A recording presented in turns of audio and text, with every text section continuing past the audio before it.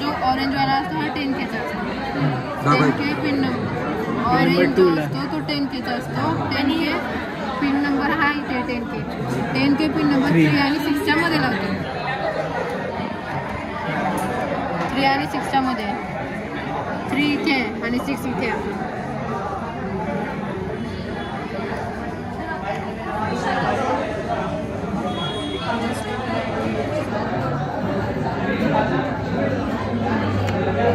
आता हा 4.7 आहे. 4.7 पिन नंबर 3 पासून ग्राउंड होतो.